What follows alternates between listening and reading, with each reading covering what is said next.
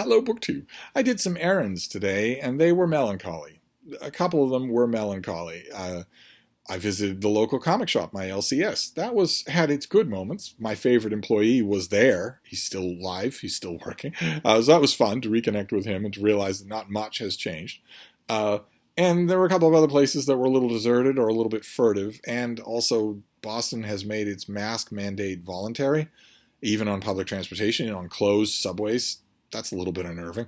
You have people sitting right next to you, coughing their head off without any mask on. But probably the most melancholy of all was that I swung by the Barnes & Noble at the Prudential Center, which I used to work at. My Deb and I worked there for years, and also just announced recently that they're closing. They're closing that location. And there were signs in the window. And this is the second Barnes & Noble I have worked at where I've seen those signs in the window. Didn't hit me quite as hard today as it did last time, because last time was the downtown store in downtown Boston, and those signs showed up in the window when I was still working there, which was extra, leg quavery. Today, I haven't worked there in a long, long time, so I went in and I looked around, and I was determined to spend some money. I didn't see anything that I wanted book-wise. I would imagine that Barnes & Noble will stop getting new shipments, right? If they're going to close in a month, I have to imagine they'll stop getting new shipments. So there'll be precious little reason to go there looking for books. But I did get magazines. I got a bunch of magazines. And that was enough. That was where I had a quick chat with the guy at the registers, and I may go again in May. There's a whole more month before the place closes. But I want to show you what I got. I got a square-bound periodical, the magazine of fantasy and science fiction, which I on again and off again subscribe to. There's Analog, Asimov's, and this one tends to please me the least.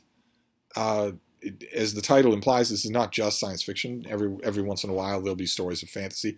I don't think fantasy works very well. I don't think there are many current writers of fantasy who really know how to do it in a short format.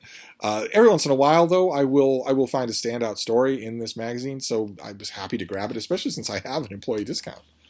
I might as well use it. I mean, I'm never going to use it again. I don't have access to any other Barnes & Noble, so once this one closes, it may be possible if Frida and I are up in Vermont, we might swing by a Barnes & Noble somewhere up there, but I figured I might as well use that discount. So I got a bunch of magazines. I got the National Review, and I'll just subscribe to this to make sure that I get it here. The title here is Our Lonely Planet.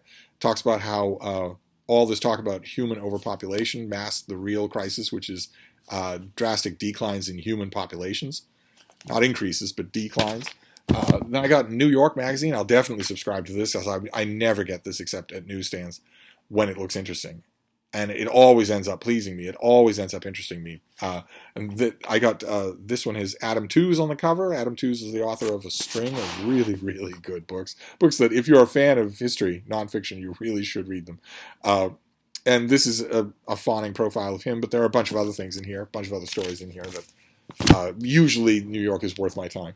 Then Outside Magazine. I've read Outside Magazine for a very long time and have largely loved it. I couldn't pass up this cover. William Wegman does a whole bunch of original photography for this issue, where the main feature here is that they ask a whole bunch of writers what some of the most fun they've ever had in outdoor excursions is, and some of those pieces are a lot of fun here. So maybe I'll resubscribe to Outside. I used to subscribe to Outside and Men's Journal, and I ended up, with Outside Magazine, about every 3 issues, there'll be a back of the magazine article that is really good. Men's Journal tends to have one of those standout articles every issue. But the front half of Men's Journal has become so much worse that it's almost not worth it to get to that good kernel at the back. I had subscriptions to both of them once upon a time and just sort of let them lapse. Maybe I will resume them. But the real treat here, this doesn't have to be a long video, just a trip to the bookstore. The real treat here involves the New York Review of Books, which I've subscribed to since the beginning. And I recently I kept getting notices from them. Your subscription has 6 issues left, 5 issues left. You're running out of time. Please renew. And I didn't have any kind of vendetta against them. I didn't feel, again, badly with them at all. I just didn't do it. I just never got around to it. And eventually my subscription did lapse. They sent me that letter saying, we don't know what's gone wrong here, but your subscription is now over. We'd really like to hear from you. Please resubscribe. And I got those form letters, and I just didn't do anything about it until a day just recently where I had a flurry of spring cleaning, swept and mopped and organized and everything. And I went at the pile of magazine slips on my locker, my foot locker, and just wrote out checks for all of them. And one of them was a New York Review of Books. So I just got the new issue in the mail. But I was very happy to see at Barnes & Noble when I went the 2 issues that I missed. These are the 2 issues that I missed.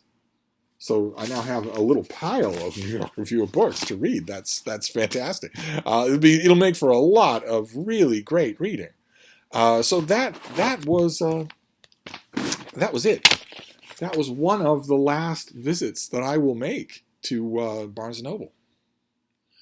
It's kind of amazing. That is kind of amazing to say. I mean, when this store closes, I don't foresee myself going to a Barnes & Noble except when I'm brought there in somebody else's car on a rare occasion. That might never happen. So that was kind of strange. I will keep you updated with every trip that I make to Barnes & Noble in May because that's the last chance that I'm going to get to do it. And how depressing is that going to be? Will they have a going out of business sale? Will they sell off the stuff they can't return? Might be a time to get a blank journal or a bookmark or something like that, but it's still going to be really depressing. We'll see. I will definitely keep you updated. But anyway, that was a trip to the bookstore. So I'll wrap this up, and I'll be back. Thank you, BookTube.